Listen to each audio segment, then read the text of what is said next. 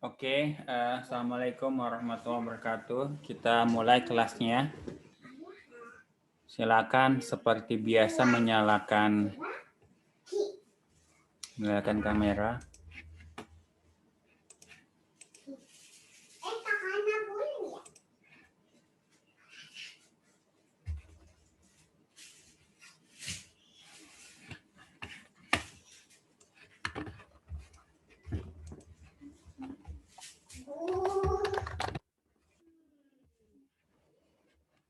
Oke, tadi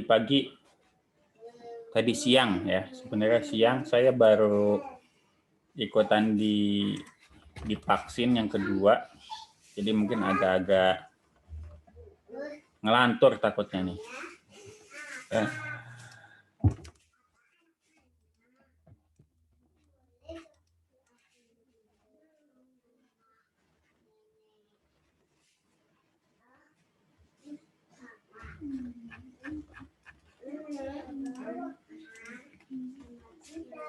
Nah, minggu lalu kita kasih tugas ya. Alhamdulillah saya kemarin cek kayaknya sudah submit semua nih.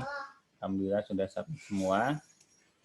Berarti kita bisa lanjutkan untuk dua problem berikutnya ya. Dua problem minggu lalu kita bahas tentang vehicle routing problem. Vehicle routing problem, kemudian saat ini kita akan coba bahas tentang FLP dan CP atau coloring problem gitu ya. Oke.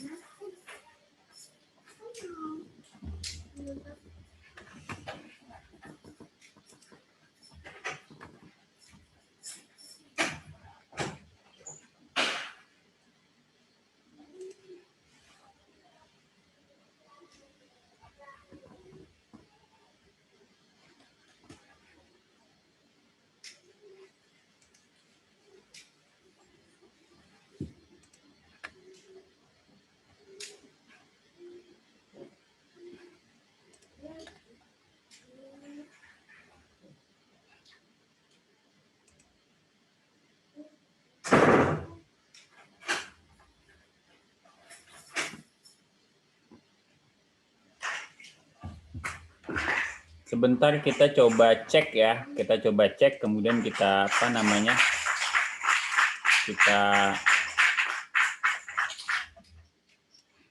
kita review PR sebelumnya ya. PR sebelumnya kita review.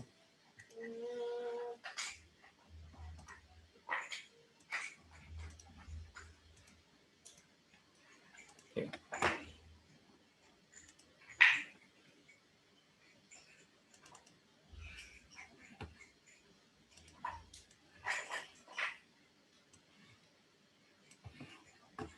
Nah, ini kita buka punya siapa namanya nih? Punya Mutia Nurul. Mana si Mutia? Masuk gak dia Mutia? Iya Pak, hadir. Hadir.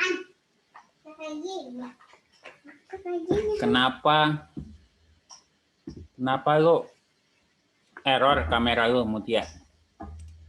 Kenapa Pak? Ada kan? Gelap gitu kameranya kayaknya. Oh iya. Di saya muncul sih. Oh gitu. Mungkin dia malu-malu kali kameranya. Enggak malu aja ya. Ada yang bersuara di sini.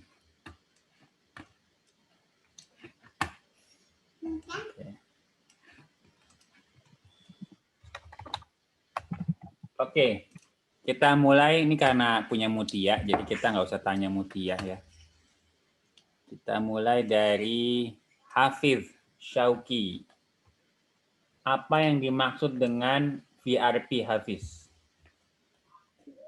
VRP itu ini Pak, problem menentukan rute yang paling minimum tapi ada beberapa kendaraan gitu Pak. Ya, beberapa kendaraan, beberapa demand point ya. Harus dikunjungin semua apa sebagian aja, Hafiz? Harus dikunjungin semua Pak. Harus dikunjungin semua, baik. Sama ada constraint apa yang membedakan dengan TSP?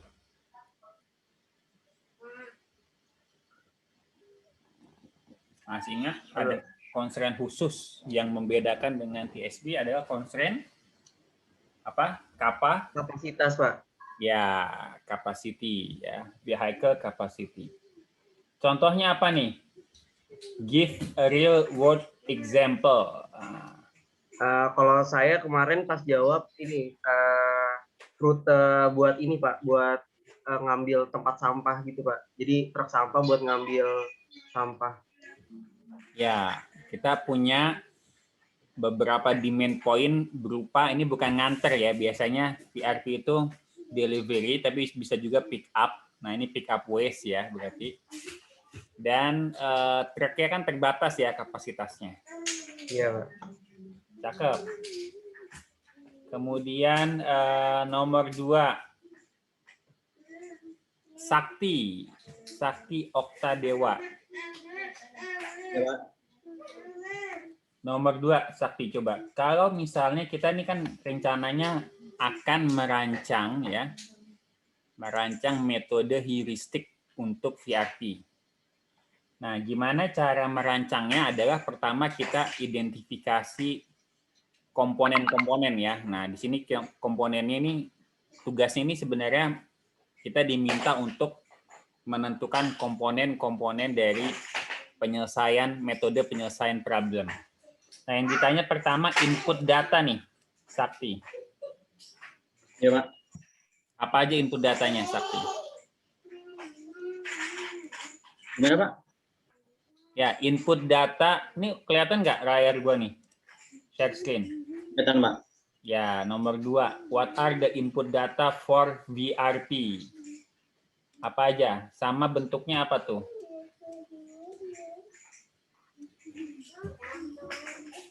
Wah, input data buat VRP itu kayaknya permintaan dari pelanggannya deh, Pak.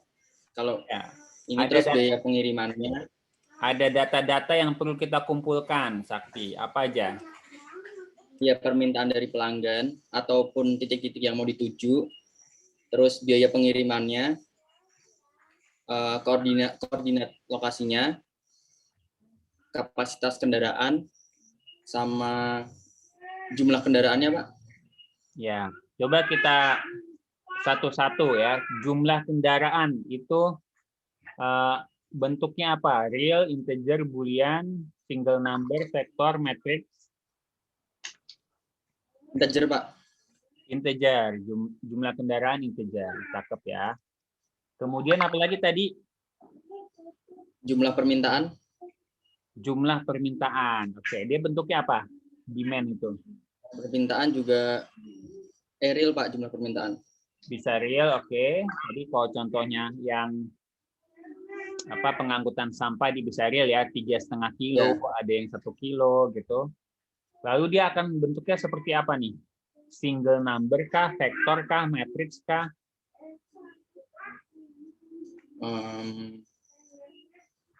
Single number nggak, Pak?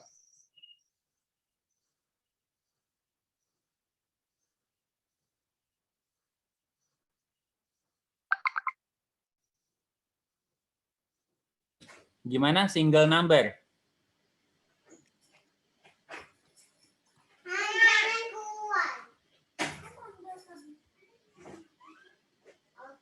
Single number atau apa, Sakti? Maaf, Pak. Vektor atau matrix juga?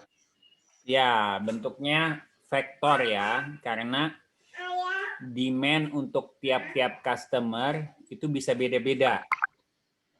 Ya, demand-nya bisa beda-beda sehingga kita perlu menyimpan dalam sebuah vektor ya, bukan single number. Kalau single number semuanya sama tuh. Iya.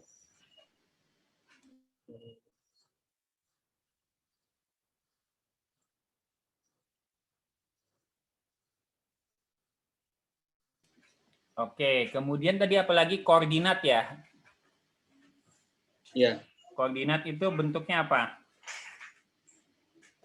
Bentuknya apakah real, integer, atau boolean? Bentuknya bukannya bisa vektor sama. Oh,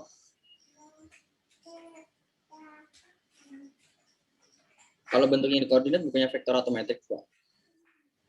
Ya, vektor juga ya, karena tiap-tiap apa namanya customer itu bisa beda-beda dia. Ya, mantap. Terus apa lagi? Udah itu aja ya? Apa lagi ya tadi? Tadi vektor kapasitas Pak, belum Pak tadi Pak. Oh, kapasitas dari kendaraan. Ya. Kapasitas kendaraan itu berupa real, integer, atau boolean? Bisa integer atau real, Pak? Ya, bisa real, bisa integer. Lalu single number, vektor, atau matriks? Bisa. Bergantung sih Pak, bisa single ataupun bisa vektor juga. Kalau jenisnya beda. Oh ya, kalau kita cuma punya satu jenis kendaraan maka single number. Kalau kita punya heterogeneous vehicles maka dalam vektor. Sip, makasih Sakti ya. Lanjut nomor 3. Nomor 3 ada kita panggil fastabiq. Fastabiq imanu. Iya, Pak. Nomor 3, fastabiq. Apa output atau solusi dari VRP? Berupa apa tuh? Solusi dari VRP itu bisa list maupun matriks, Pak. Bisa list, bisa matriks. Oke. Kalau di dalam nanti kita apa namanya bentuknya kita selesaikan dengan Python, kira-kira akan seperti apa, fastabiq? Outputnya seperti list, misal kayak itu Pak, jalur tiap-tiap jalur, semisal di rute pengiriman VRP-nya itu berupa bisa jadi list, bisa jadi matriks, Pak. Gimana ya? Kalau TSP kan berupa urutan customer ya, 0 ke 7 ke 5 ke 12 gitu ya. Kalau VRP bakal sama apa beda, fastabiq? VRP bakal sama nggak dengan TSP? Masih ingat nggak lu TSP? Masih, Pak. Contoh solusinya seperti apa?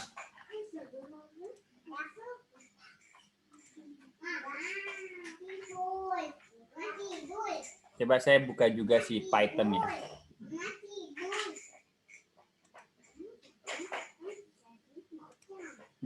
Laptop gue makin lama makin lemot dia. Mungkin dia udah minta berpisah kali. Tapi kalau misalnya kita berpisah dengan sesuatu yang kita sayangi kan ada goresan di hati kita gitu ya. Kayak ada sesuatu yang hilang gitu ya. Begitu nggak, fastabiq? bisa jadi, Pak. Lu pernah kehilangan orang tersayang nggak, fastabiq? Belum pernah, Pak. Belum pernah. Ya.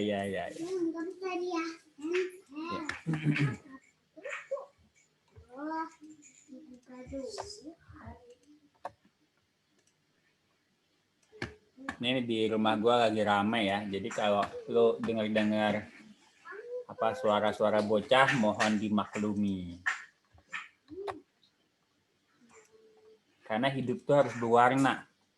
Ini nggak fastabiq. Jangan sampai misalnya IP 4 terus. Itu kayak anak apa kemarin tuh yang lulus IP-nya 4,0, anak aktuaria ya, anak matematika. Semester 1 4, semester 2 4, semester 3 4, semester sampai lulus semester 7 4 kan kurang berwarna gitu ya. Mendingan kayak gua kadang di bawah 3, di atas 3 gitu ya. Di bawah 3,5, 1 koma gitu.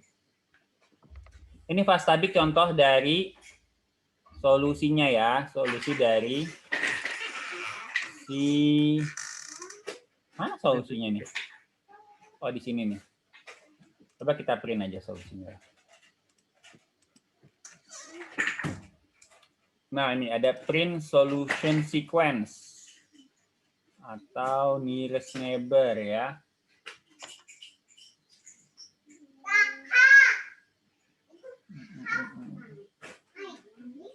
Bentar ya, gua cek dulu nih.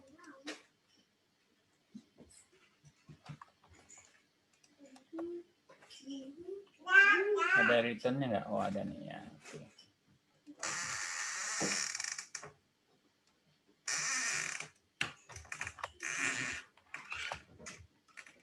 Ini mah TSP ya? Gua lupa ya.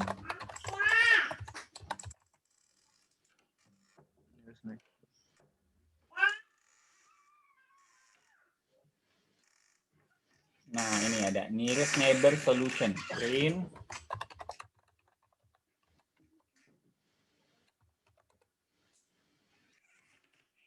Ya, Fastabik ini kelihatan nggak? Solusinya ini nih.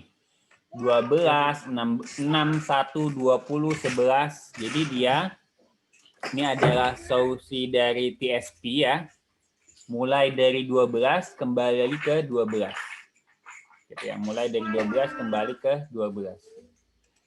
Nah, kalau VRP kira-kira Fastabik apakah bakal kayak gini juga apa bakal beda? Beda, Pak.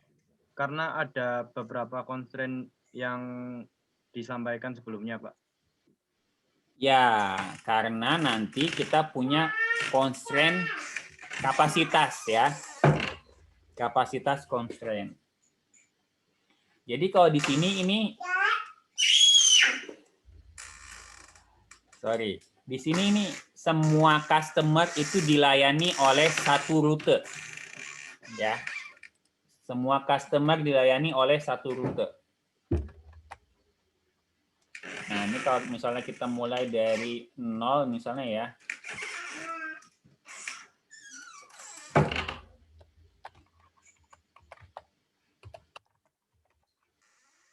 Ini bisa jadi kalau di VRP karena nggak cukup ada constraint kapasitasnya, dia akan dipecah-pecah nih kayak gini ya.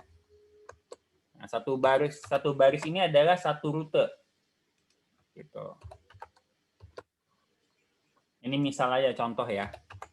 Nanti kita perlu memastikan satu baris ini tidak melebihi total demand-nya ya, tidak melebihi dari kapasitas kendaraan.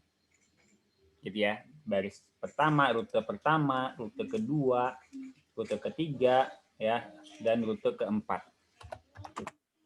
Kenapa nggak boleh melebihi kapasitas kendaraan? Karena kalau dia melebihi, sebenarnya solusinya tidak visible, ya, tidak layak. Oke, lanjut ke berikutnya. Nah, ini ya, ini yang salah satu yang penting ya. What is the appropriate form for VRP solution ya? Nah, ini saya contohnya ini berupa matriks, oke, atau multidimensional list tapi ada 2 dimensi, ada I ada J-nya gitu maksudnya ya. Lanjut ke Daniel Martua Matthew. Daniel, apa objective function dari VRP, biasanya ngapain Daniel? Objective functionnya minimize, Pak, minimize cost-nya. Minimize cost ya, betul ya. Kalau di TSP apa Daniel?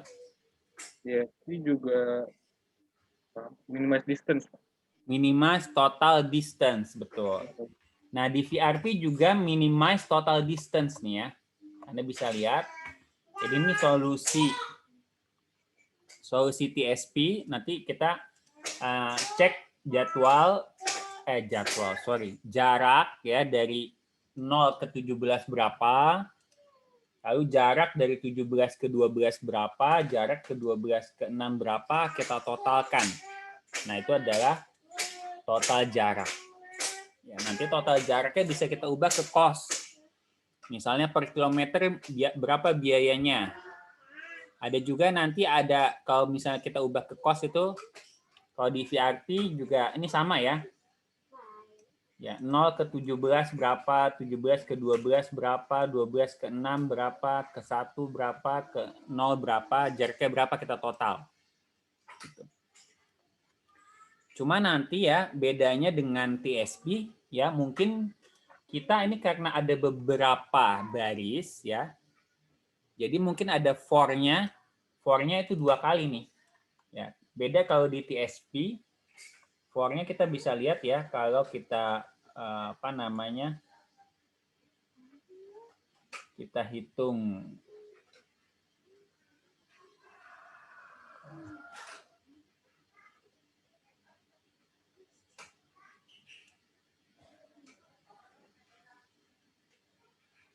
oke, ini ada calculate TSP distance ya. Nah, ini ya. Anda bisa lihat ini kita for-nya cuma sekali nih. For I in range, total jarak sama dengan total jarak ditambah distance table. Nah, nanti kalau VRP mungkin for-nya itu ada 2. For I, for J. Gitu ya. Kenapa for I, for J? Karena Anda bisa lihat di sini kalau TSP cuma 1 baris, kalau VRP bisa beberapa baris solusinya. Jadi nanti ada for I, for J. Gitu. Jelas sampai sini ada pertanyaan dulu? Jadi nanti ketika kita pindah ke Python nggak bingung gitu.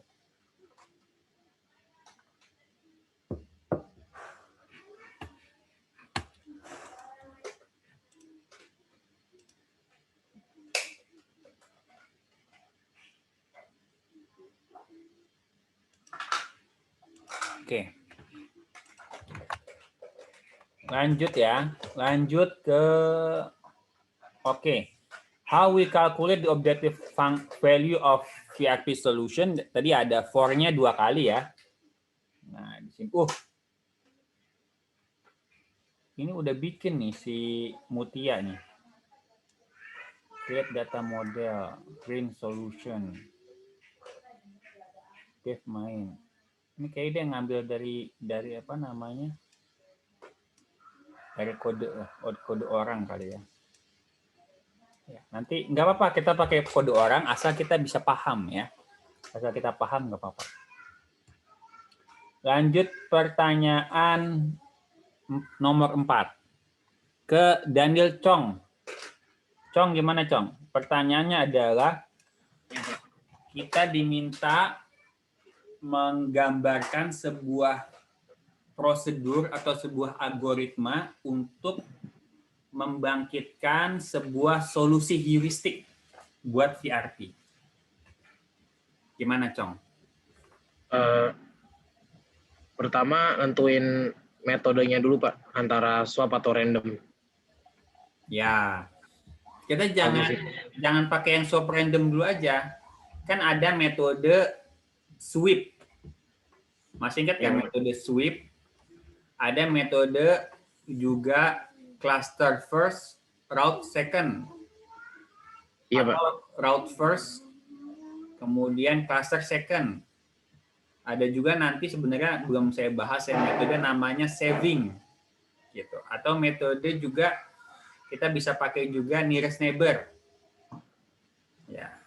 Yang lu pernah atau lu paham apa kira-kira, Chong? Metode apa? Yang salesman Pak. Yang TSP. Kalau yang TSP apa? Coba kita mulai dari TSP dulu dah.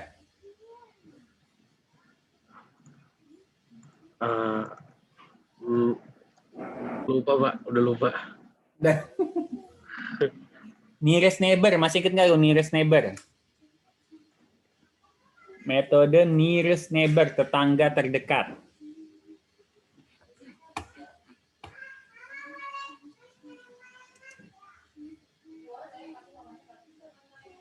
Udah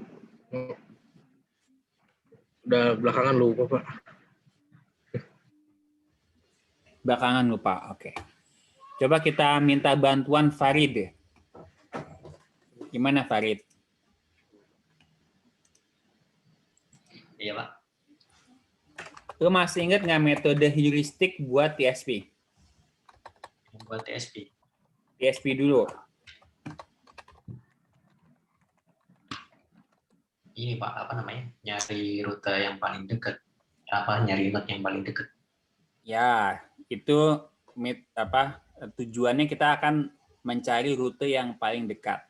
Ada beberapa metode yang pernah kita bahas dalam menyelesaikan TSP. Ya, ada metode nearest neighbor, ada metode random, ya, ada juga metode kayak farthest insertion, walaupun saya nggak bahas, cuma kita kasih ilustrasi aja. Ada metode juga saving.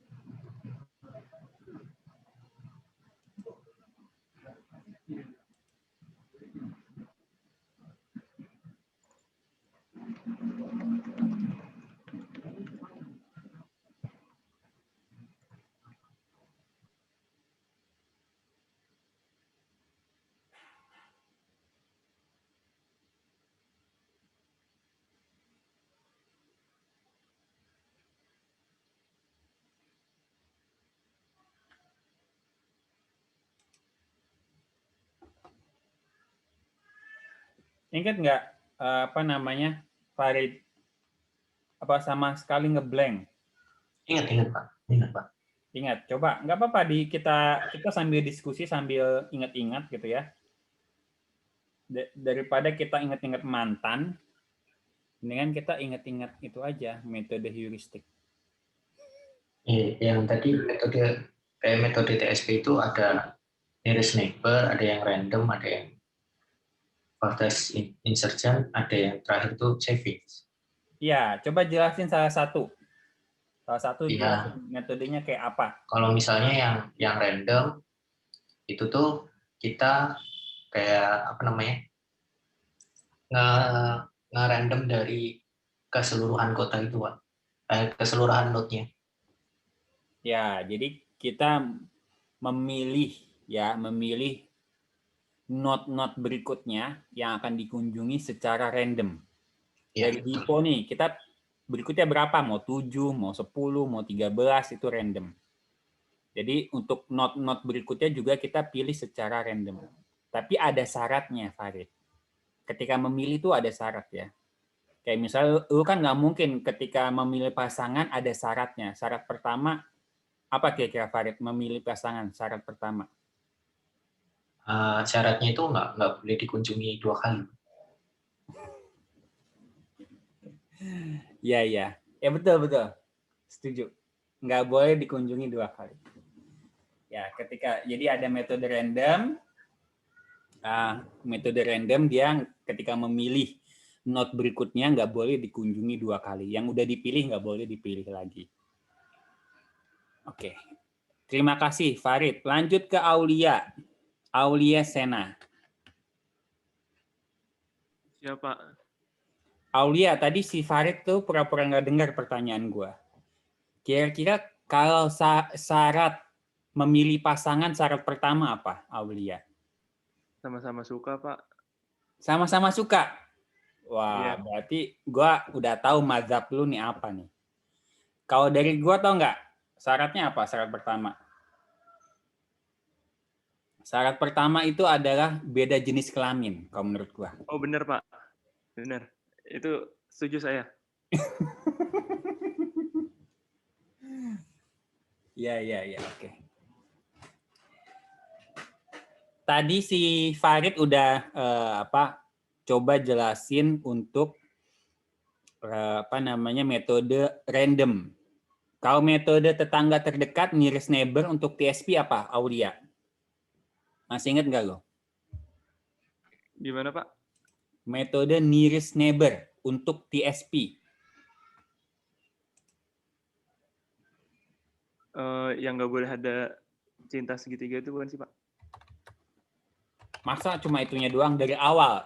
Prosedur kita mulai dari mana, kemudian langkah berikutnya apa? Yang paling pertama ditentuin dulu titik awalnya. Itu biasanya mungkin udah ada di soal atau di ketentuannya di kota apa. Terus cari jarak yang paling dekat tetangganya, mungkin misalkan A, terus tetangganya ada B, C, D. Kita cari jarak yang paling dekat di antara A ke B, A ke C, atau A ke D. Terus nanti kita pilih. Habis itu ngikutin kayak gitu terus, tapi nggak boleh ngelewatin titik yang sama sampai balik lagi ke titik awal. Ya. Jadi secara iteratif, secara berulang, kita akan mencari titik terdekat berikutnya, ya. Tetapi tadi syaratnya kembali nggak boleh ada cinta segitiga atau nggak boleh mengunjungi 2 kali, ya. Kecuali kalau sudah selesai semua, baru dia kembali ke Dipo. Sip, Aulia. Nesia lu masih ada nggak, Nesia? Ada, Pak. Ya, Nesia. Nah, sekarang gimana caranya kita merubah solusi TSP tadi? Jadi, solusi kita sebenarnya mau menyelesaikan VRP nih ya.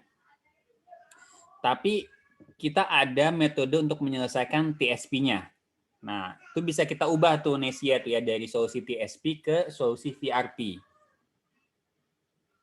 Masih ingat nggak, Nesia? Metode yang pakai cluster itu, Pak. Iya, yang mana tuh? Yang route first, cluster second, atau cluster first, route second? Yang mana ya? Mungkin yang route first plus cluster second, Pak. Ya, betul. Route first ya. Karena kalau kita menganggap dia kapasitas kendaraan tidak terbatas, dia akan menjadi solusi TSP. Ya, sehingga akan menjadi problem TSP, sehingga kita bisa selesaikan sebagai TSP, dan kita akan mendapatkan rute keseluruhan. Nah, tapi rutenya ini nggak visible dari sisi kapasitas. Ya, makanya route first, kita buat rute besar dulu, baru kita cluster, kita potong-potong menjadi beberapa rute.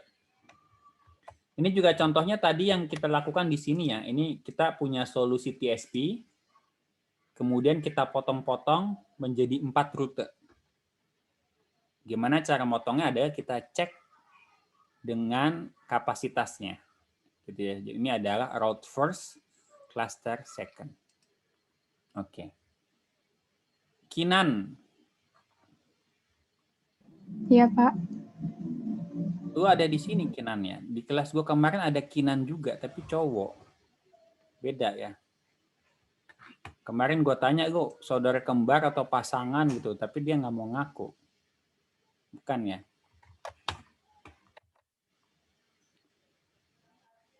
Minggu lalu tuh saya sempat sebutkan tentang metode sweep.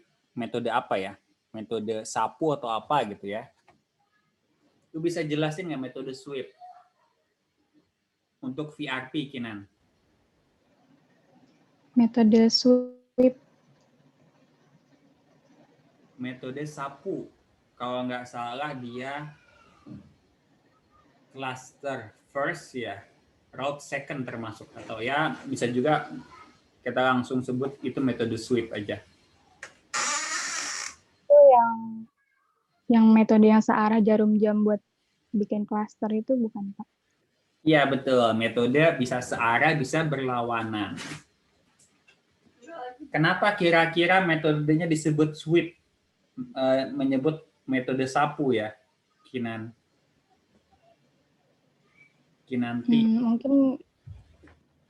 Mungkin karena dia kayak kayak radar gitu Pak, jadi kayak geraknya kayak nyapu searah jarum jam atau berlawanan. Ya, geraknya dia akan menyapu atau seperti radar. Bagus ya. Untuk klasternya gimana? Ada logika nggak di mana kita harus mengklaster? Sesuai ini aja sih kapasitasnya Pak. Sesuai kapasitas ya. Jadi selama dia kapasitasnya masih cukup, masih bisa ditambah, kita tambahkan sebagai anggota klaster ya. Ketika sudah penuh, kita perlu buka klaster baru. Klaster maksudnya nanti akan ada rute baru. Ya. Jadi sampai sini kita sudah ada gambaran ya, prosedur untuk generate heuristic solution. Solusi heuristik ya. Dan nanti juga bisa kita coba buat pseudocode-nya, entah yang random, entah yang route first cluster second, atau metode sweep, atau metode saving, itu kita akan bisa bikin pseudocode. Pseudocode itu maksudnya prosedur, adapun ya algoritma lah. Jadi urut-urutannya jelas. Pertama kita lakukan ini, gitu ya. Kayak OPC lah. Gitu. OPC, masih ingat nggak OPC Hilmi?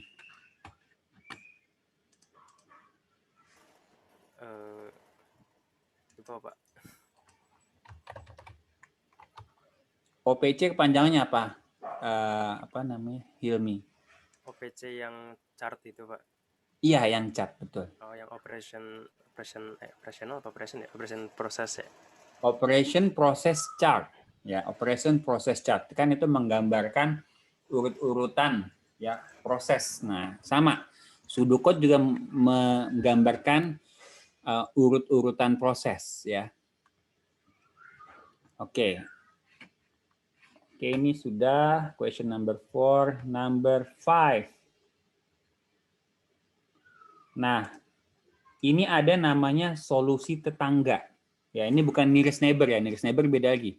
Nearest neighbor itu adalah solusi heuristik untuk menghasilkan solusi dari baru. Tapi ini kita kalau di sini ada pertanyaannya, kita memiliki sebuah solusi, lalu kita diminta generate solusi baru, ya, di-generate solusi baru yang similar tapi different, ya, atau kita sebut neighbor solution, solusi tetangga.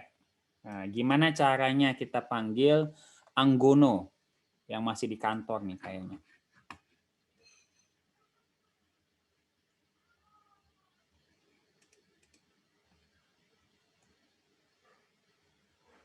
Anggono lagi ngerjain, dipanggil bosnya kayaknya dia.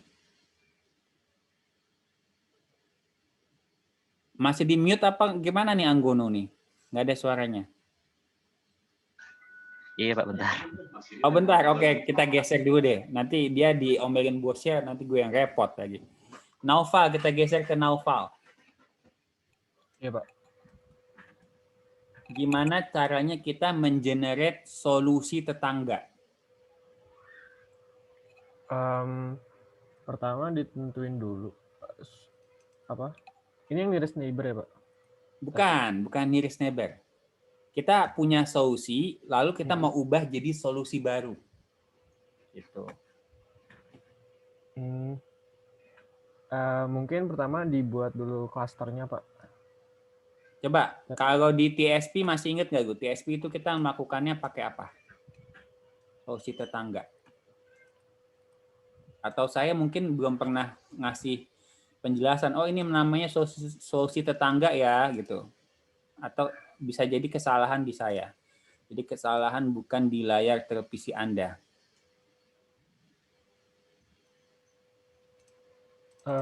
Saya sejujurnya lupa sih Pak. Ya. Tapi kalau kemarin saya jawabnya pertama buat dulu klasternya Pak. Jadi jadi dicarinya per cluster gitu, terus tentuin constraint-nya dulu kayak kapasitas kendaraannya dan segala macamnya, terus ditentuin rute terdekat ya Pak. Berdasarkan constraint yang ada. Oh, berarti kayak nearest neighbor ya? Iya. Tetangga terdekat. Oke. Nah, ini yang saya maksudkan dari nomor 5 adalah seperti ini. Mungkin masih ingat ya. Coba saya share screen. Share window tambahan. Jadi ini yang saya share tambah lagi, tambah lagi, tambah lagi.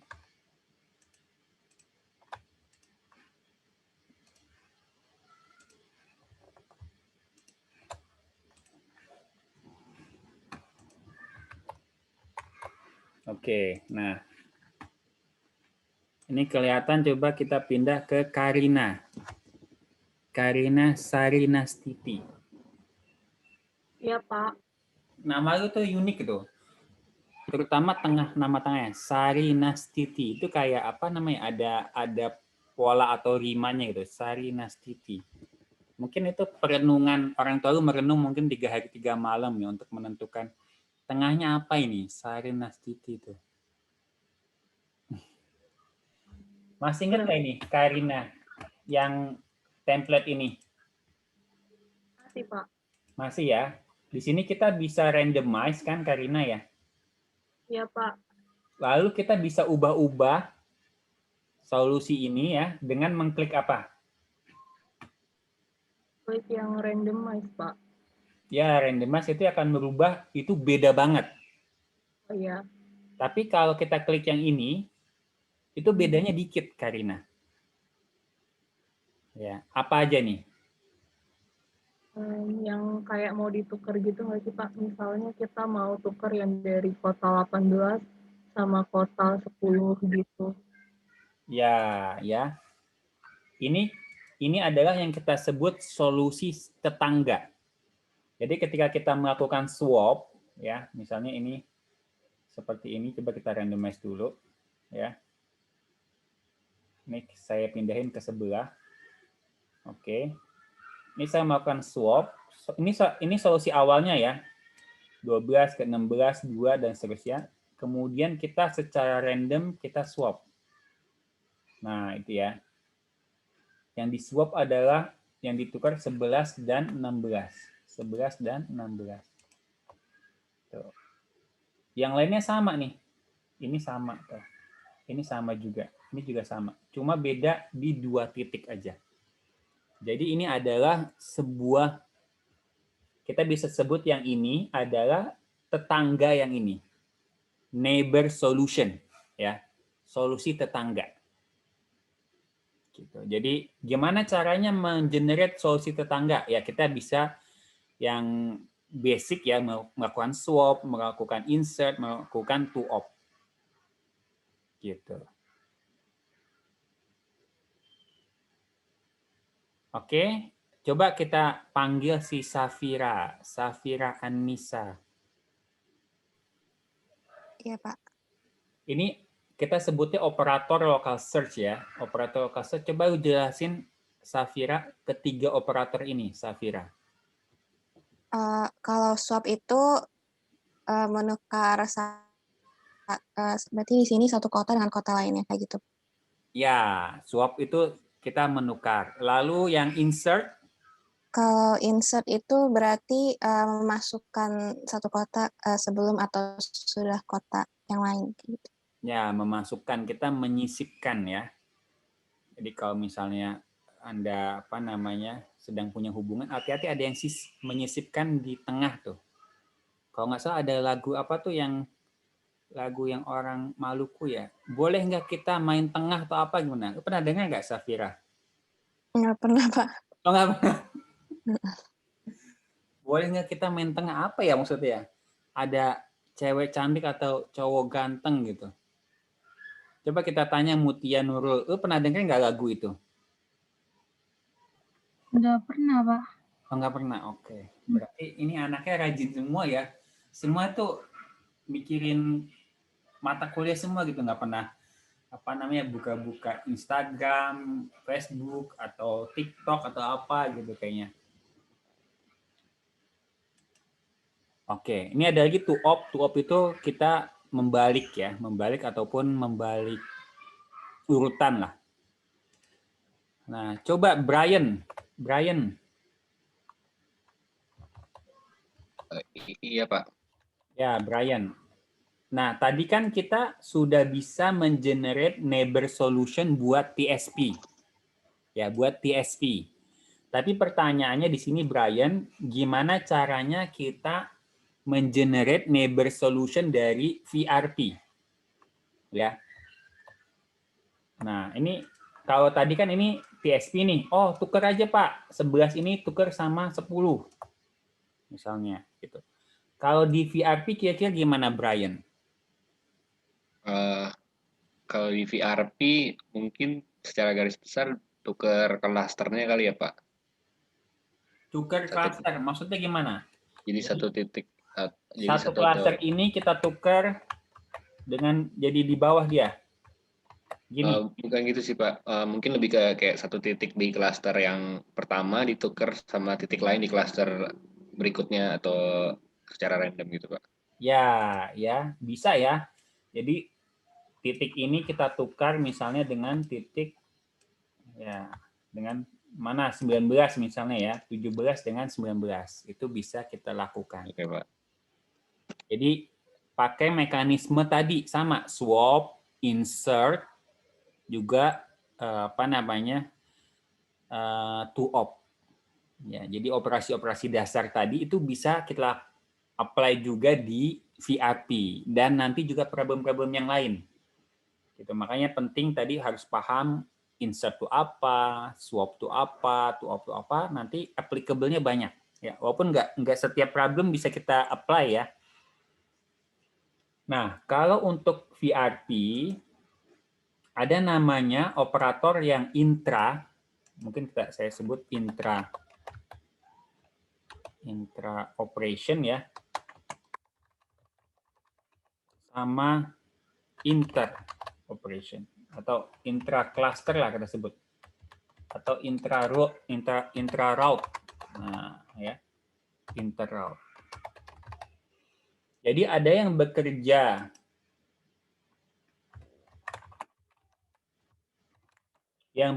di dalam satu rute tertentu. Nah, bisa juga nih, oke, kita pilih rute ini dan kita lakukan swap di antara satu rute ini aja. Misalnya 14 ini kita tukar dengan 4. Ya. Atau 14 ini kita sisipkan di depan 4. Alhamdulillah. Atau kita lakukan to op. Nah, itu adalah intra ya. Kan Anda juga waktu sekolah ada organisasi siswa intra sekolah. Nah, itu gue dulu tuh bingung. Apa maksudnya intra sekolah ini? Oh, maksudnya di dalam sekolah. Nah, ada juga inter yang tadi ya contohnya berbeda rute. Oke, sip, itu pertanyaan nomor 5. Pertanyaan terakhir nih.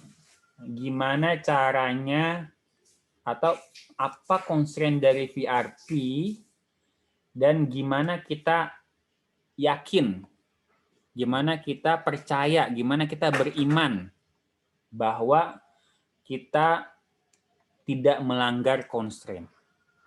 Kita panggil Julius. Constraint-nya apa aja Julius di VRP? Ya saya Pak. Constraint-nya buat VRP itu dari minggu lalu ada time window, durasi sama travel time-nya, Pak. Ya, ada time windows, ada durasi, ada travel time. Tapi constraint dasarnya adalah kapasitas ya, Julius. Yang tadi itu constraint buat VRP yang lebih advance. Ya. Tapi constraint dasarnya ada kapasitas, Julius. Coba. Gimana caranya kita bisa yakin bahwa solusinya itu memenuhi constraint tersebut, Julius? Kira-kira gimana? Memastikan sama jumlah kendaraannya, Pak. Ya, sama kapasitas. Memastikan jumlah kendaraan, memastikan juga ya satu rute ini itu tidak melebihi dari kapasitas. Ya, jadi tiap-tiap rute kita pastikan Begitu juga kalau kita melakukan, kalau intraroute kira-kira bakal mempengaruhi nggak, Julius? Constraint capacity. Kalau kita lakukan operasi local search yang intra-route, bakal mempengaruhi apa enggak kira-kira, Julius? Sepertinya enggak, Pak. Sepertinya enggak, iya. Karena dia satu rute yang sama, kalau sudah dia fulfill ya, constraint kapasitas, kita pindah urutannya ya tetap fulfill ya.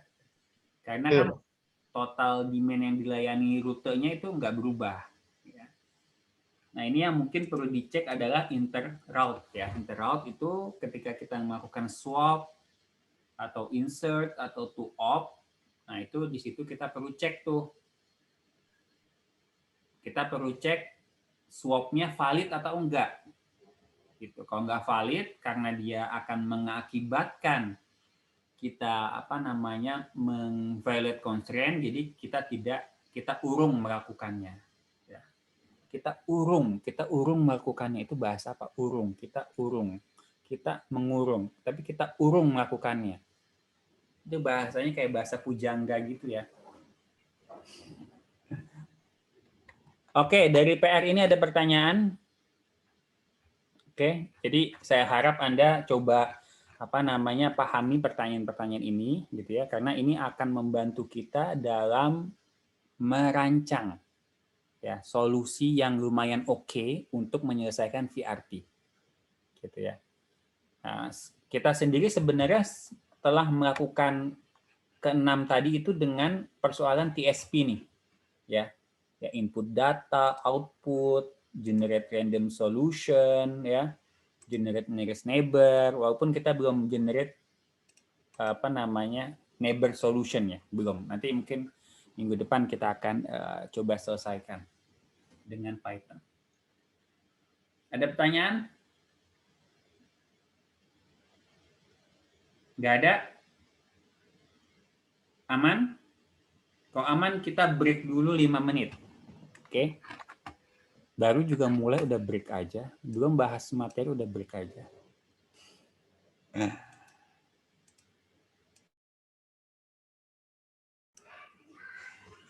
Baik, kita lanjutkan kawan-kawan untuk kelasnya. Silakan kembali menyalakan kamera.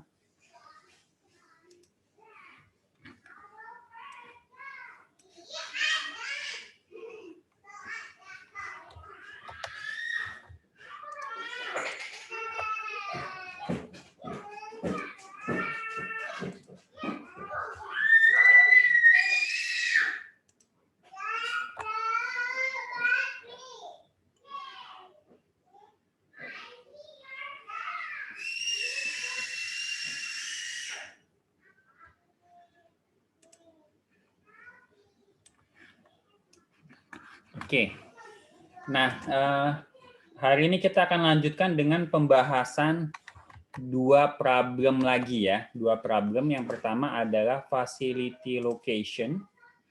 Oke, facility location problem. Mungkin Anda juga sudah pernah menerima materi ini di kelas supply chain ya, ataupun juga di kelas PTI itu sebenarnya ada tentang facility location ya, lokasi fasilitas. Kalau kita mempunyai sistem yang besar ataupun kita bekerja di pabrik yang besar yang punya distribusi gitu ya, ataupun kita bekerja di perusahaan logistik gitu. Nah, kita pasti menghadapi yang namanya permasalahan location ya. Kalau sebelumnya kita sudah bahas tentang routing problem, rute kendaraan, baik TSP maupun VRP. Nah, di sini juga kita perlu menentukan lokasi fasilitas. Ya, lokasi fasilitas. Nah, selain itu juga ini banyak sekali loh, banyak sekali aplikasinya. Misalnya kalau kita mau menentukan halte bis Transjakarta, itu sebenarnya juga permasalahan location. Ya, selain masalah warehouse, halte bis juga location. Kemudian kita mau letakkan misalnya gedung-gedung baru gitu ya dibandingkan dengan gedung yang sudah ada, itu juga location ya. Oke. Nah, biasanya untuk permasalahan location ya itu adalah permasalahan strategic problem ya. Ya, biasanya kan kalau Anda bicara planning ya, ada operational decision, ada tactical decision, ada strategic decision. Jadi keputusan tuh biasanya kita bagi-bagi berdasarkan rentang waktunya. Ya, tentang apanya ya? Time planning atau apa saya lupa ya namanya. Rentang waktu. Time span lah ya. Misalnya kalau strategic duration itu mungkin dalam 3-5 tahun itu kita nggak akan mengubah ataupun tidak akan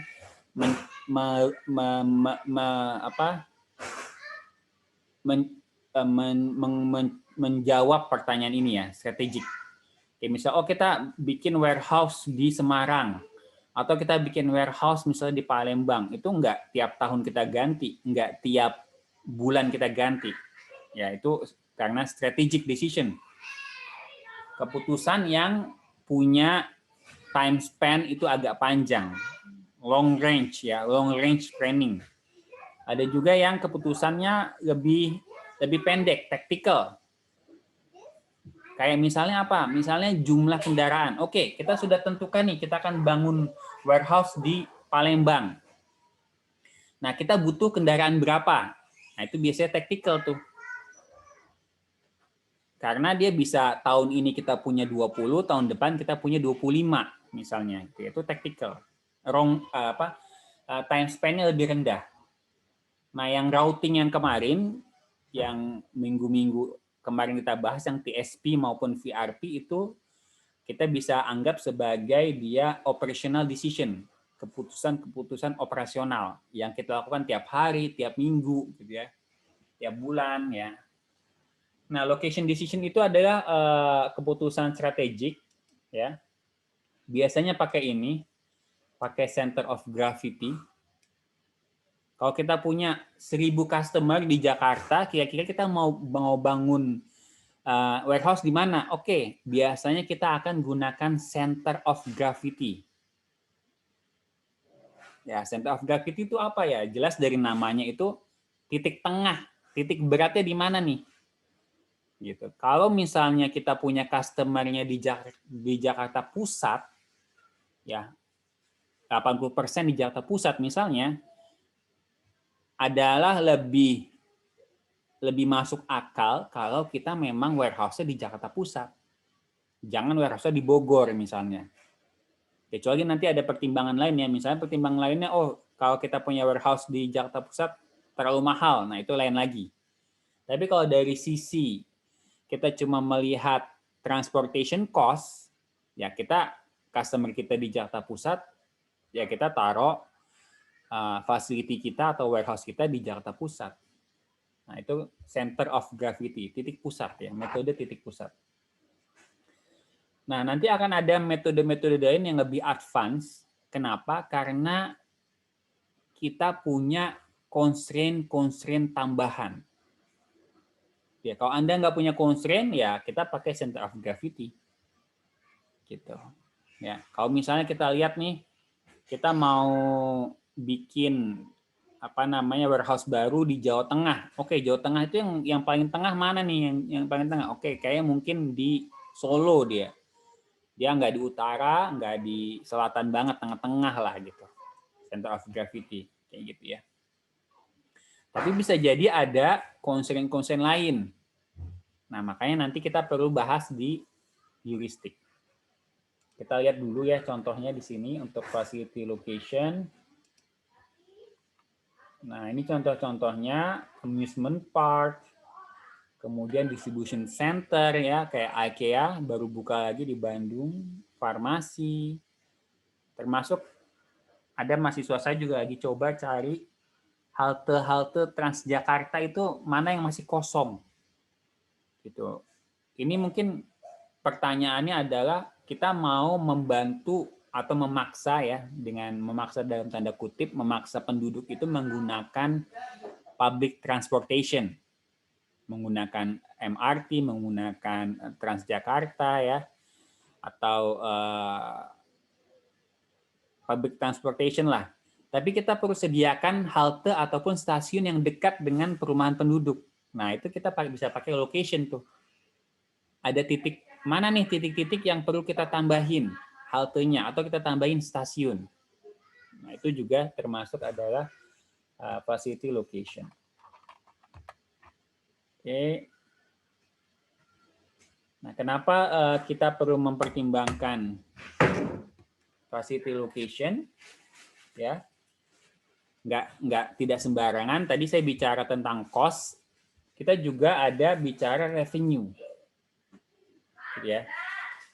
Bicara revenue, walaupun kadang revenue-nya beda dikit-dikit, ya, beda dikit-dikit antar lokasi. Tapi biasanya memang yang kita consider itu adalah biaya cost ya. Kalau masalah revenue itu biasanya tergantung dengan pendapatan itu. Kalau kita misalnya di sini ya, contohnya adalah amusement park sama farmasi itu bakal ngaruh ke pendapatan, ke revenue. Gitu. Kalau kita ataupun restoran itu bakal ngaruh banget ya. Tapi kalau distribution center aja dia nggak terlalu pengaruh tuh. Karena misalnya distribution center kan akan ngirim lagi ke ke warung-warung kecilnya ya, ataupun ke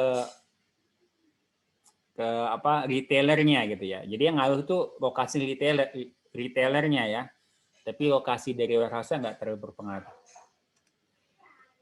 Oke, nah ini kita pertimbangannya biasanya cost, oke, shipping production cost, transportasi cost ya, sama juga nanti ada fixed cost-nya. Nah, ini ada pabrik, warehouse, hotel, medical clinics, fire station. Nah, ini penting juga nih, fire station. Kita mau lihat apakah semua lokasi di kota itu bisa dijangkau oleh fire station dalam waktu 5 menit. Misalnya gitu ya, karena kita punya standar bahwa semua tempat di kota tersebut harus terjangkau dalam waktu 5 menit ya, supaya tidak terjadi korban jiwa. Nah, itu penting juga tuh. Termasuk juga misalnya fasilitas kesehatan seperti puskesmas, seperti sekolah, seperti puskesmas, seperti rumah sakit, itu kita berikan misalnya constraint nggak boleh lebih jauh dari sekian kilometer. Nah, itu juga nanti akan mendrive sebagai facility location. Post office, library, school, oke.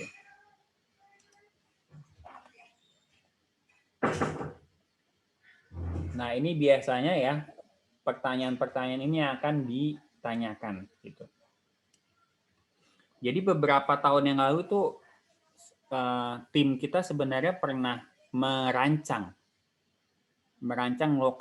lokasi distribusi ya, distribusi dari, mungkin mereka sebutnya bukan distribusi ya, agen, mereka sebutnya agen. Jadi ada perusahaan kurir yang akan expand gitu ya. Dan dia minta saran kira-kira titik-titik mana aja yang perlu kita buat kayak distribusi, kayak hub lah, titik hub gitu. Karena dia maunya nggak terlalu lama nih antar hubnya gitu. Itu kita pernah lakukan ya. Kita menyelesaikannya dengan ini, facility location problem gitu.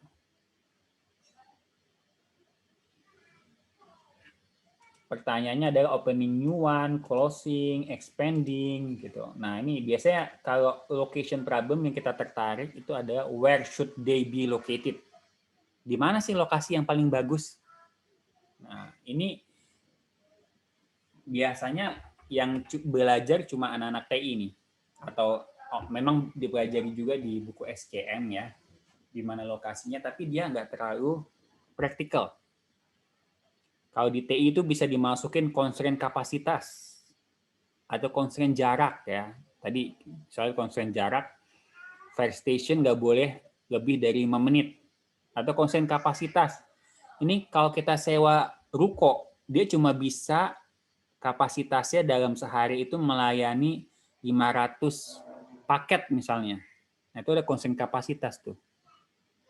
Gitu. Nah, itu makin membuat rumit problemnya dan makin membuat problemnya indah, beautifulnya tuh keluar gitu, inner beauty-nya. Oke. Nah, ini ada beberapa faktor to consider ya. Ini sebenarnya apa namanya? PowerPoint-nya ada PowerPoint orang SCM ya. Kita cuma ini aja, go through aja sebenarnya di sini. Oke, nah kita mungkin langsung ke metode di sini ya, metode. Nah ini complete enumeration. Misalnya kita punya lokasi ABC ya, ABC 3 lokasi. Pertanyaannya apakah kita akan bangun di lokasi A, apakah lokasi B atau lokasi C, atau misalnya kombinasi nih, kombinasi AB, kombinasi BC, kombinasi AC atau ABC. Nah, katanya 2 pangkat N kurang 1. Kenapa bisa kayak gitu? Masih ingat nggak? Coba kita panggil Waskita. Nah, Waskita, apa kabar Waskita? Sehat Pak, alhamdulillah. Sehat. Masih ingat nggak ada 2 pangkat N? Kayaknya kita pernah bahas deh Waskita. Pernah nggak kita bahas?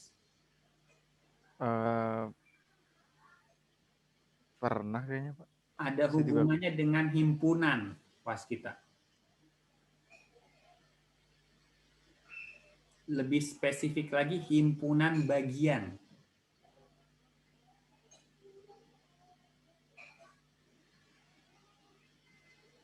Masih ingat nggak lu apa yang dimaksud dengan himpunan bagian atau bahasa kerennya subset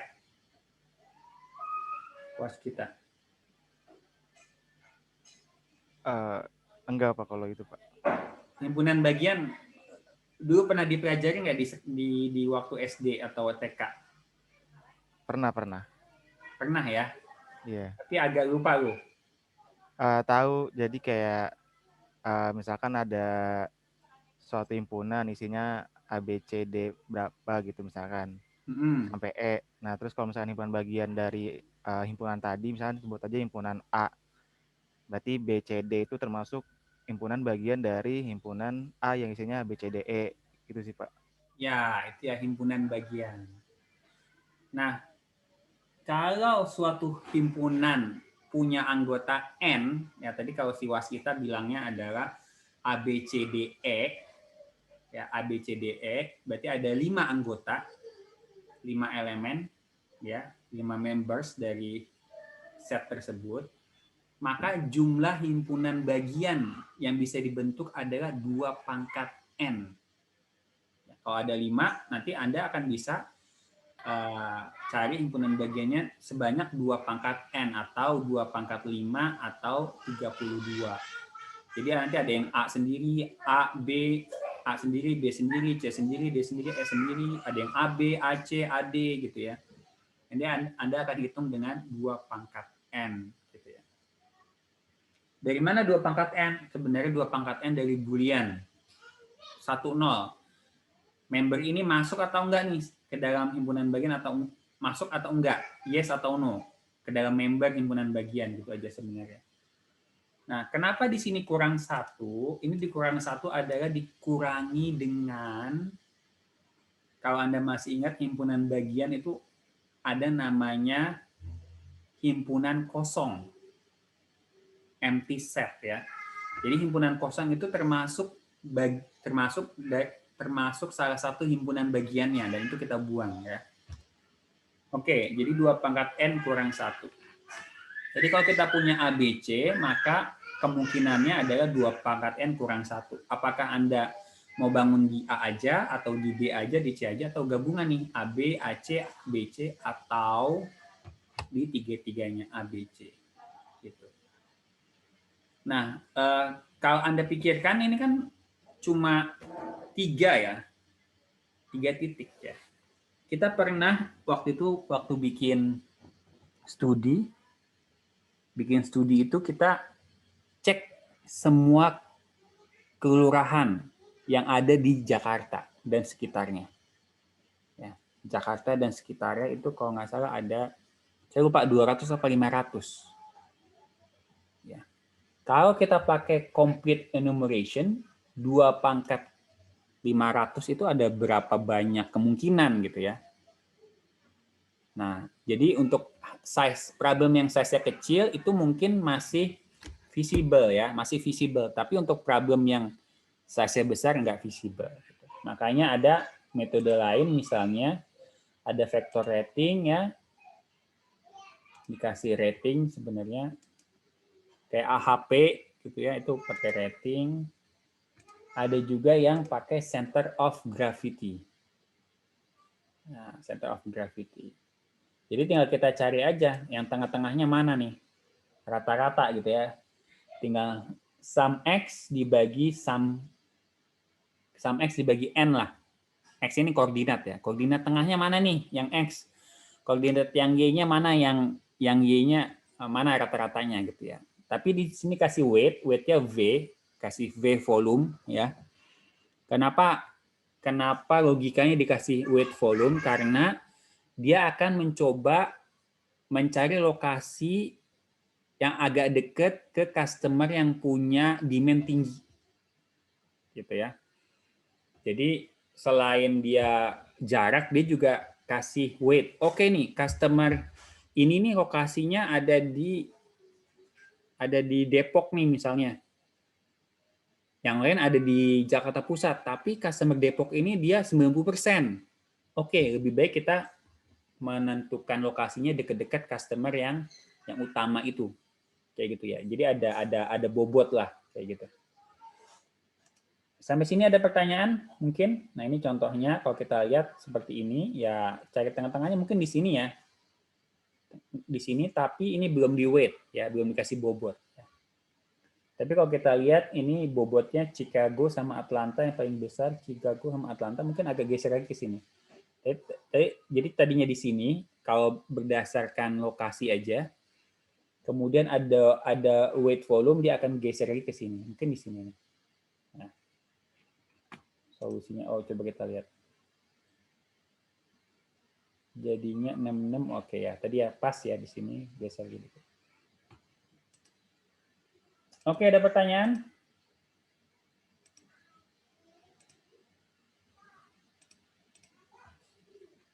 Ada pertanyaan nih, ada metode transportasi yang Anda sudah belajar di OR, entah di OR, entah di linear programming ya.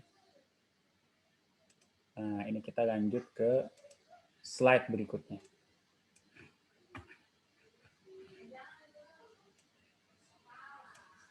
Oke. Nah, ini yang biasanya interest kita. Jadi contohnya kayak gini. Contohnya kayak gini ya. Kita punya titik-titik demand.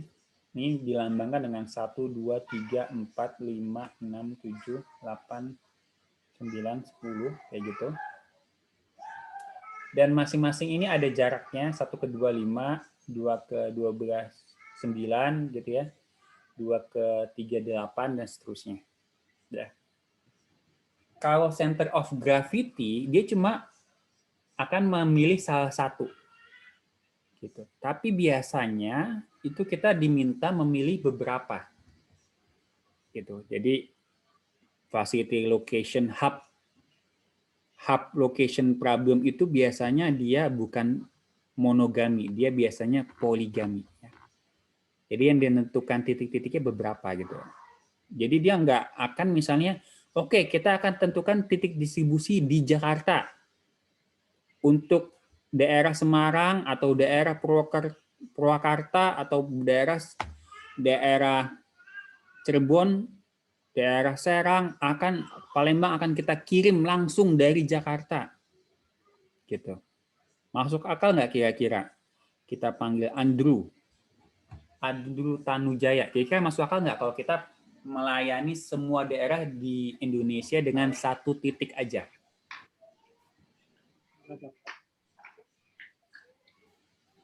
Halo? Ya. Enggak, Pak. Kenapa nggak masuk akal menurut lo? Karena ada kapasitas juga, Pak. Ya, ada kapasitas ya. Ada lagi yang penting ya. Ada lagi yang penting di SCM itu namanya service level. Ya. Ada namanya service level. Jadi kita bisa bayangkan kalau misalnya kita punya customer ya, retailer di Solo gitu ya. Solo. Kalau kita punya warehouse-nya di Semarang dengan warehouse di Jakarta, bedanya bakal apa kira-kira, Andrew? Sorry Pak, kenapa tadi? Ya, misalnya kita punya customer di Solo. Ya. Keuntungannya apa kalau kita punya warehouse di Semarang dengan kita punya warehouse di Jakarta? Apa perbedaannya? Kalau di Semarang dia distribution cost-nya lebih dekat, Pak, lebih murah. Ya. Tapi kalau terus waktu nganternya juga lebih cepat. Ya, waktu nganternya lebih cepat, ya. Kalau di Semarang mungkin distribution cost-nya lebih mahal, ya. Karena kita punya dari Jakarta, kirim dulu ke Semarang, dari Semarang kirim lagi ke Solo. Jadi kayak ada muter dikit gitu ya. Tapi kalau kita misalnya langsung dari Jakarta kirim ke Solo, mungkin biayanya lebih murah ya. Cuma tadi itu ada namanya service level. Ya. Kalau orang semua minta ke Jakarta, mungkin pengirimannya bisa butuh waktu 1 hari, 2 hari. Gitu ya. Tapi kalau kita punya langsung di Semarang, itu mungkin dalam hitungan jam itu sudah dikirim. Gitu ya. Makanya waktu itu kita juga pernah bantuin sebuah perusahaan FMCG ya untuk menyelesaikan hub location ini sekitar 4 tahun yang lalu.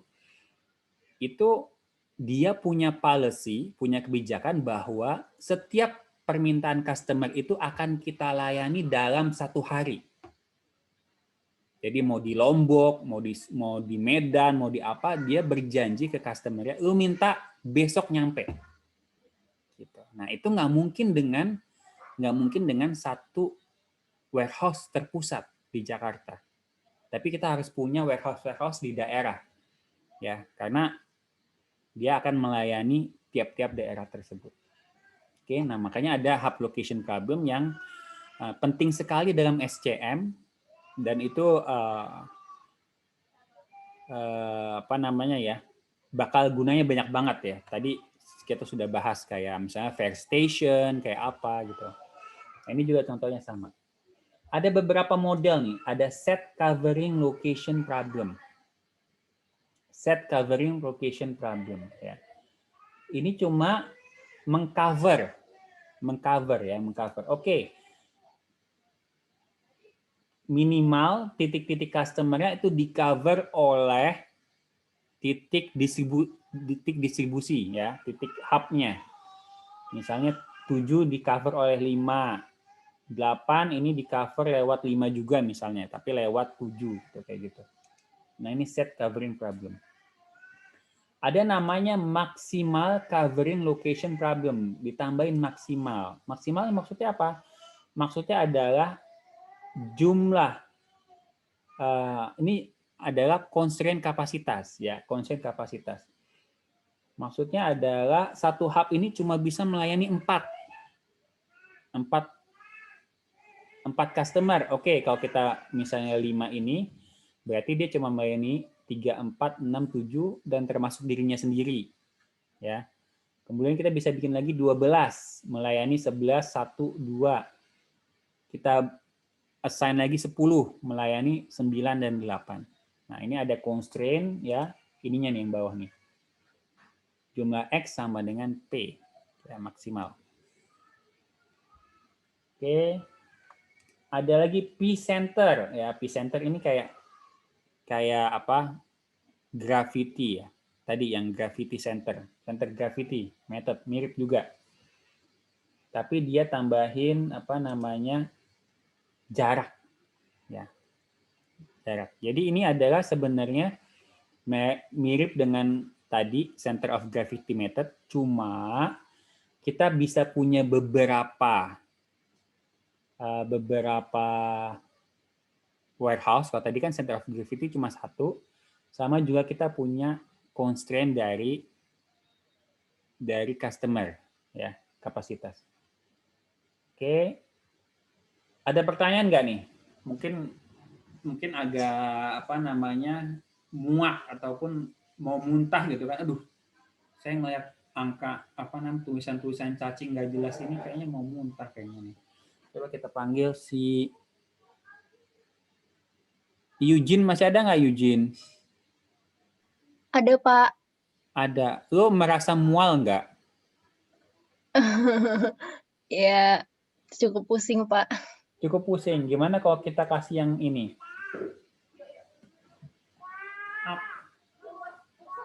Apa maksudnya Eugene di sini?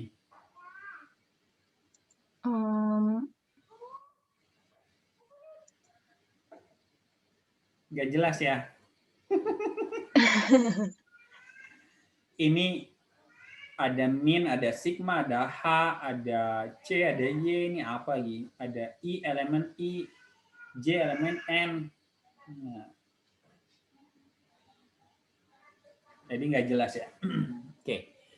Jadi saya mengenalkan aja di sini tentang facility location. Ini ada contohnya, ilustrasinya ya. Kita punya kayak gini, dan solusinya bisa jadi kayak gini. Nah, dia akan bangun 11 dan 5 sebagai hub. Ya. Nanti 11 akan melayani 1, 2, 12, dan 9. 5 melayani 3, 4, 6, 7, 10, dan 8. Gitu. Jadi saya harap nanti Anda kebayang problemnya, oh problemnya kayak gini nih.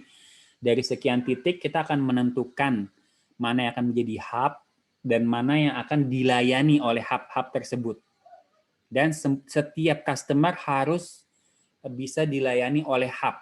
Jangan sampai ada customer yang patah hati, gitu ya, seperti waskita patah hati dia karena tidak dilayani atau habis diputusin, gitu.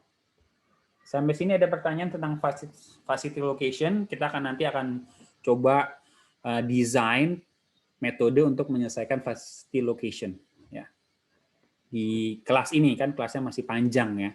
Jadi Anda siap-siap tarik napas gitu ya, karena perjalanan kita masih panjang. Gitu. Tapi sebenarnya perjalanan dunia itu sementara. Ya, mungkin 50 tahun, 60 tahun, 70 tahun, perjalanan akhirat adalah perjalanan yang kekal abadi. Makanya selain menyiapkan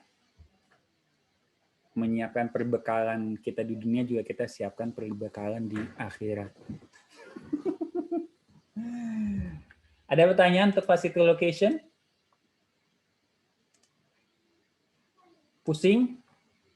Ya, nanti akan kita bahas berulang-ulang kali ya, nanti di pertemuan berikutnya kita kenalin aja. Nah, problem keempat yang akan kita bahas spesifik ya. Jadi di kelas ini tuh kita mengenalkan beberapa problem-problem spesifik ya. Kita mengenalkan knapsack waktu itu, kita juga pernah mengenalkan kayak scheduling, tapi terutama yang akan kita bahas itu ada TSP, traveling salesman, sudah kita bahas, VRP juga sudah kita bahas, facility location ya tadi kita bahas, sama ada coloring. Ini bukan permasalahan memakai color ya, bukan memakai celana dalam, bukan coloring itu. Colornya maksudnya warna ya. Permasalahan warna. Oke. Coloring graph, CG, harusnya bukan CP ya, CG ya. Jadi ada graph, kita perlu memberikan warna. Gitu. Nah, ini contohnya adalah peta Amerika. Kelihatan nggak Zafran? Peta Amerikanya. Mana Zafran nih? Tidur jangan. Zafran bangun, woi.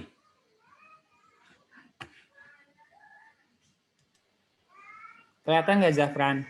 Peta. Kelihatan, Pak. Kelihatan. Nah, gitu dong, cakep.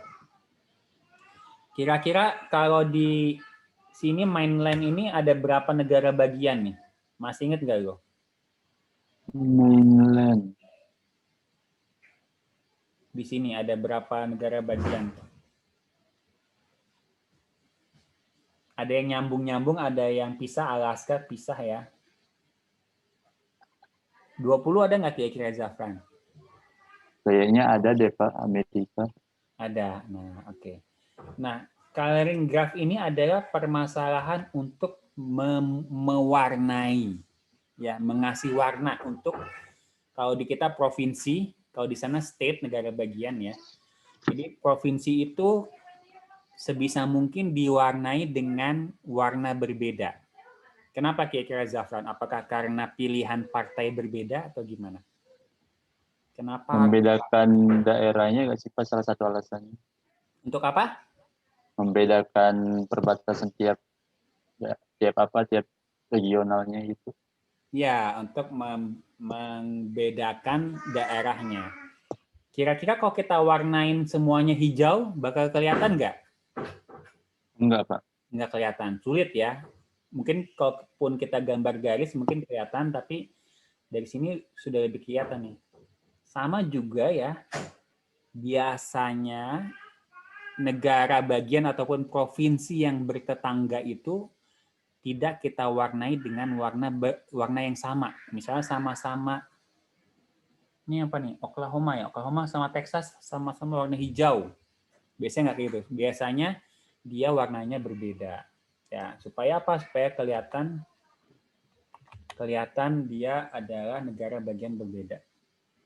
This is a proper coloring because no two bordering states are the same color ya. Tapi di sini menggunakan 6 warna. Kalau misalnya Anda seperti saya yang anaknya banyak gitu ya, itu suka rebutan pensil warna, suka rebutan krayon, suka rebutan cat air gitu ya. Itu punya warna banyak itu makin pusing. Jadi bisa nggak kita misalnya mewarnai dengan fewer colors, jumlah warna yang lebih sedikit. Nah ya, ternyata ini adalah permasalahan coloring graphs ya.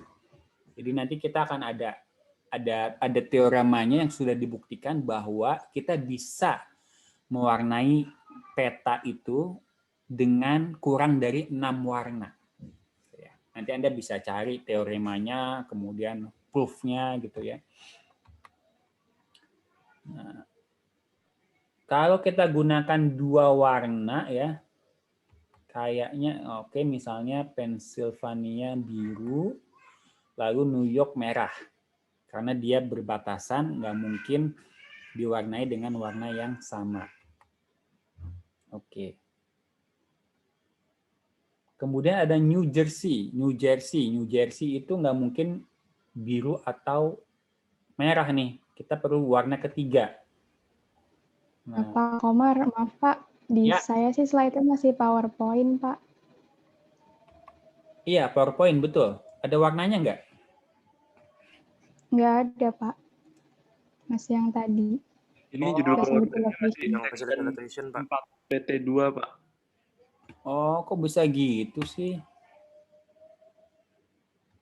Kenapa bisa begitu?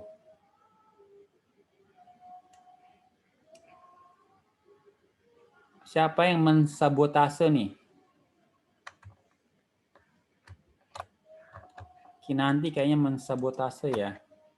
Kinanti. Enggak, Pak. Oh ini, lupa di-share tadi. Sorry ya. Tadi si Zafran, kan gue udah tanya ke Zafran, kelihatan nggak gambarnya Zafran? Katanya kelihatan. Nih Zafran kayaknya push up dulu Zafran. Mana si Zafran? Coba kita cek lagi. Zafran, kelihatan nggak nih gambarnya petanya? Sekarang kelihatan Pak. Tadi Ujawab kelihatan juga.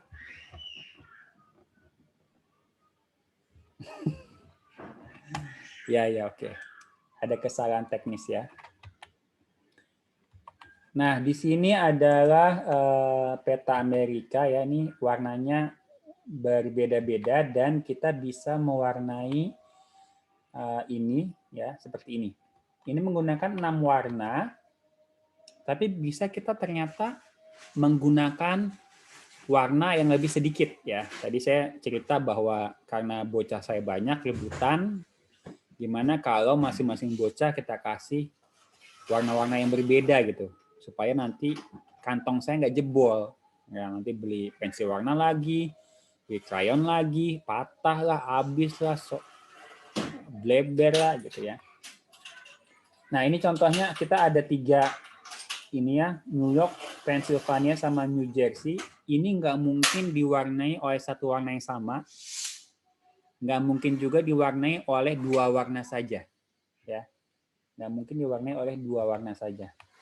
Misalnya kayak gini, nggak mungkin New Jersey kita warnai biru atau merah. Ya, kita perlu warna ketiga. Nah, bisa kita ambil lagi. 3 warna cukup nggak kira-kira? Oke, kita coba misalnya warnai Nevada dengan warna biru. Ya, misal, Anda juga bisa misal dengan warna yang mana dulu. Lalu sebelahnya Nevada yang berbatasan itu nggak boleh biru ya.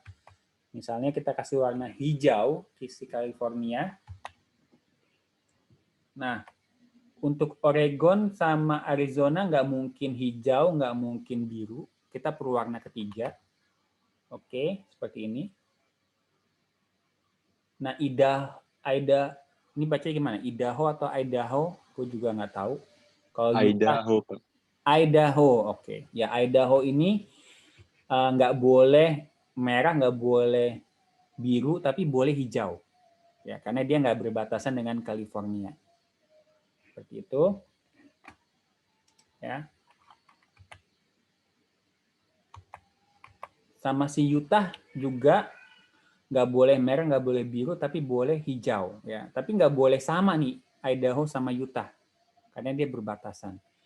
Jadi nanti sebenarnya kita butuh warna keempat, ya warna keempat. Dan ternyata kalau Anda punya peta, pasti sudah terbukti bahwa bisa diwarnai cuma dengan 4 warna saja. Itu ada buktinya, ada proof-nya ya. Oke, nah gimana sih cara mewarnai yang lebih sederhana? Sebenarnya peta itu bisa kita ubah menjadi graf. Graf seperti ini ya. Graf itu masih ingat nggak? Graf itu terdiri dari titik dan ada node, ada arc ya. Ada node, ada arc, ada jalur. Ada titik, ada jalur, ada titik, ada sisi yang menghubungkan. Jadi ini titik-titiknya melambangkan negara bagian atau provinsi, dan jalur-jalur ini melambangkan adalah perbatasan. Oke, PA sama DE berbatasan, maka dikasih jalur. Ya. Atau nanti kita bisa pertimbangkan PA sama DE ini adalah dia sesuatu yang konflik ya. Misalnya apa? PA sama DE ini konflik, nggak boleh warna yang sama. Karena dia konflik, maka dia nggak boleh warna yang sama. Gitu ya. Itu bisa terjemahan kayak gitu. Jadi nanti ada beberapa problem yang kalau kita transform itu jadi coloring graph problem. Ya, jadi similar jadi coloring graph problem. Oke, sampai sini ada pertanyaan nggak? Kita mentransformasikan permasalahan mewarnai peta menjadi graph. Oke, silakan kalau ada pertanyaan.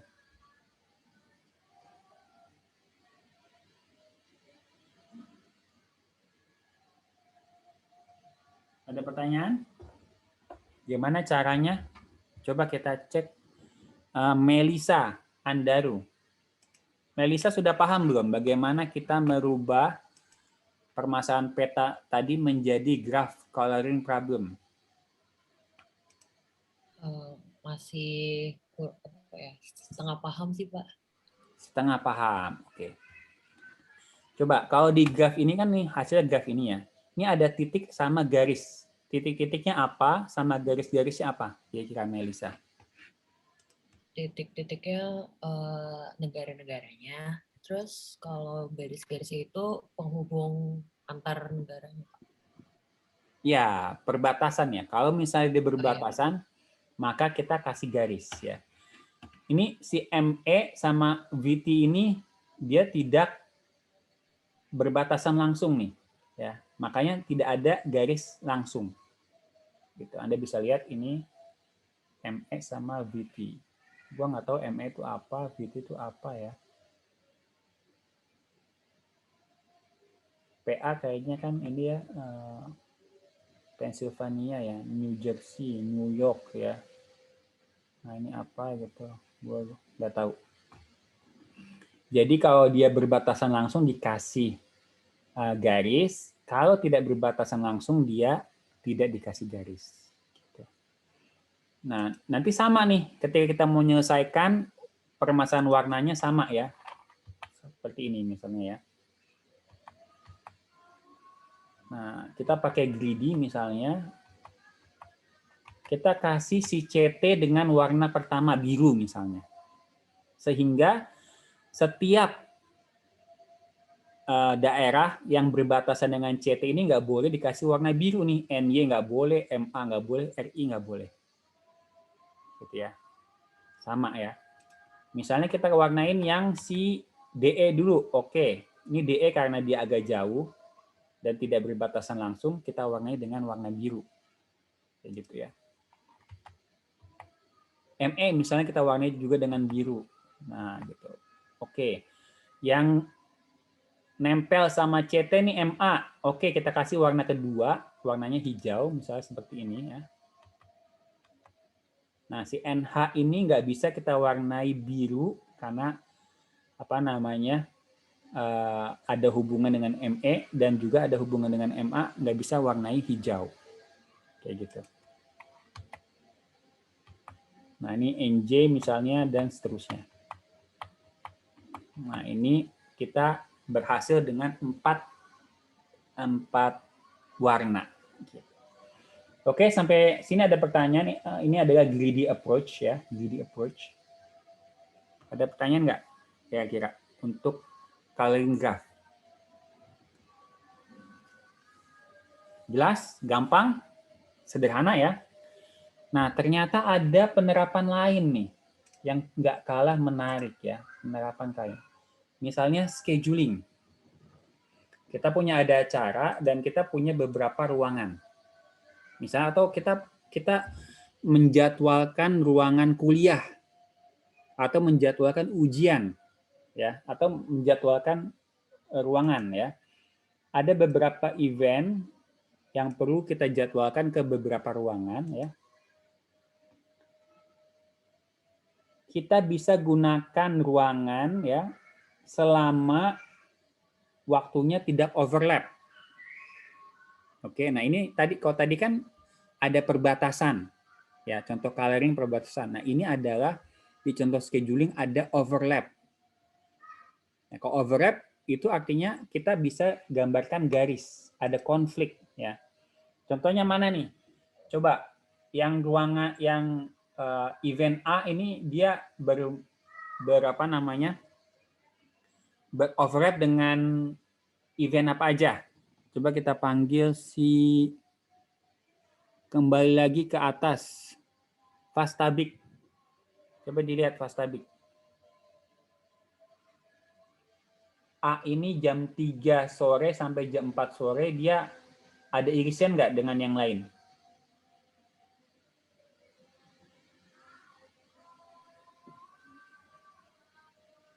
Ada, Pak. Dengan apa, Pak Sabik? Dengan F. Dengan F, ya betul ya. Dengan F dia beririsan. Kemudian juga dengan I ya. Juga beririsan. Artinya ini kita bisa bentuk jadi coloring problem yang A itu nanti akan punya garis ke F dan A punya garis ke I. Kalau punya garis, dia nggak boleh di-assign di ruangan yang sama. Ya, jadi nanti kita assign warna, kalau di coloring graph ini kita akan assign ruangan. Gitu. Nanti kita akan bisa lihat jumlah ruangan yang paling sedikit. Gitu ya. Nah, ini ya contohnya tadi A itu ada hubungan dengan I dengan J, A ada hubungan dengan I, dengan I dan F ya, A dengan I dan F ini nggak boleh dikasih warna yang sama. Jadi kita bisa buat gambar dan ini kita lupakan nih jam berapanya kita lupakan dulu. Jadi nggak ngaruh gitu ya. Langsung kita buat insiden grafnya aja, tinggal kita kasih warna nih. Oh, I ini kita kasih warna hijau. Atau kita kasih ruangan 1. Oke, berarti yang nempel-nempel ini berbatasan nggak boleh dikasih ruangan 1 misalnya. Gitu. Jelas sampai sini ada pertanyaan untuk contoh aplikasi dari coloring graph problem. Nesia, ada pertanyaan nggak Nesia? Belum ada, Pak. Belum ada. Oke. Waskita ada pertanyaan nggak Waskita? Tidak, Pak. Insyaallah. Tidak ada. Oke. Nah ini contoh apa solusinya ya. Ini merah, ini hijau, ini. Coba Waskita ini kita perlu berapa ruangan di sini Waskita?